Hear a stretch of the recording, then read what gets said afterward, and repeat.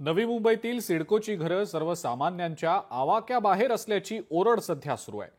का महागली आहेत सिडकोची ही घरं, काय नेमकी कारण आहेत यामागची, पाहूयात त्याच संदर्भातला हा रिपोर्ट।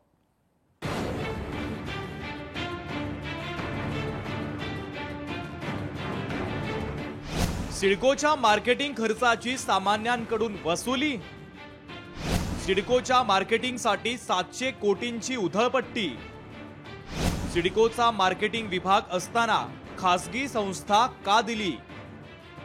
सिडकोचा मार्केटिंग घोटाळा सामान्यांच्या खिशावर डल्ला। पंतप्रधान आवास योजनेच्या अंतर्गत 67,000 घरांचं ब्रँडिंग, मार्केटिंग आणि विक्रीसाठी सिडकोनं खासगी संस्थेसोबत करार केला आणि नगररचना विभागानं त्याला मंजुरी देत 700 कोटींचा करार केला। 2 वर्षांपूर्वी हा करार झाला होता। पंतप्रधान आवास योजनेच्या अंतर्गत 67,000 घरांचं सिडकोकडून ब्रँडिंग आणि मार्केटिंग करण्यात आलं। सिडकोचा खासगी कंपनीसोबत मार्केटिंग आणि विक्रीचा करार झाला। 700 कोटी रुपयांचा खासगी कंपनीसोबत करार करण्यात आला। 26,000 घरांच्या विक्रीतून 127 कोटी रुपयांचं लक्ष्य आहे। सिडकोच्या खासगी मार्केटिंगच्या पैशांची सामान्यांकडून वसुली केली जाते। मार्केटिंग कंपनीचा खर्च काढण्यासाठी सिडकोकडून घरांच्या किमती वाढवण्यात आल्याचा आरोप विरोधक करतायत। त्याबरोबरच सिडकोचा स्वतःचा मार्केटिंग विभाग असून खासगी मार्केटिंग एजन्सीची गरज काय, असा सवाल देखील आता विरोधकांनी उपस्थित केला आहे। आतापर्यंत एवढा मोठा शहरची वसाहत झाली, कुठे एजन्सी नव्हती।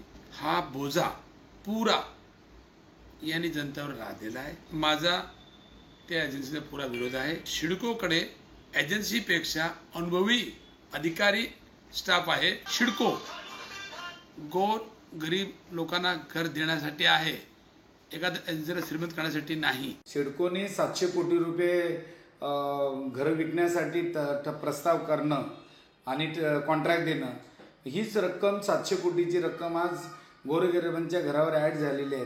आणि म्हणून सिडकोची घरं आज जास्त भरमसाठ किमती त्याच्यात वाढलेल्या आहे आणि हा सिडकोचा निर्णय अतिशय चुकीचा आहे। तुमच्या हक्काचं घर अशी जाहिरात सिडकोच्या वतीनं घरांसाठी देण्यात आली, मात्र प्रत्यक्षात हक्काचं घर सामान्यांच्या आवाक्याबाहेरचं असल्याचं दिसतंय। याबरोबरच सिडकोच्या घरांसाठी रहिवाशी प्रमाणपत्राची अटही काढून टाकण्यात आल्यानं स्थानिकांना आणि मूळ महाराष्ट्रीयन नागरिकांना याचा मोठा फटका सहन करावा लागणार आहे। अशा सामान्य लोकांच्यासाठी अफोर्डेबल हाऊसिंग स्कीम ज्यावेळेला चालू केलेली आहे, त्या अफोर्डेबल रेट्स पण असले पाहिजे। पण आपण पाहतो की जे रेट्स एवढे आहेत की मला तर 75 लाखाच्या वरती जर फ्लॅटची किंमत होत असेल तर लोक घेणार कोण तिथे? म्हणजे ही शेवटी एखाद्या एजन्सीसाठी सिडको काम करते का, हा सगळ्यात मोठा प्रश्न निर्माण झालेला आहे। 15-15, 20-20 वर्षाची अट कशासाठी पाहिजे? त्याचं आधार कार्ड आहे, इलेक्शन कार्ड आहे, पॅन कार्ड आहे, त्याची मुलं इथे शाळेत शिकतात। म्हणजे जो कुटुंब इथं स्थायिक आहे त्याच्यासाठी डोमेसिल सर्टिफिकेट पाहिजे। म्हणजे 5 वर्षापूर्वी जर आला असेल इथं राहायला, त्याला घर नाही, त्याला 15 वर्ष पाहिजे। कशासाठी अट पाहिजे तुम्हाला?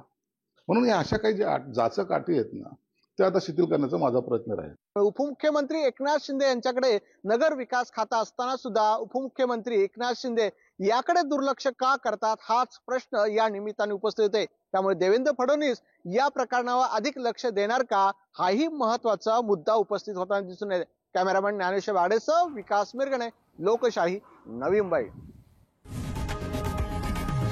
लोकशाही मराठी, ऐका, पहा, जागरूक रहा।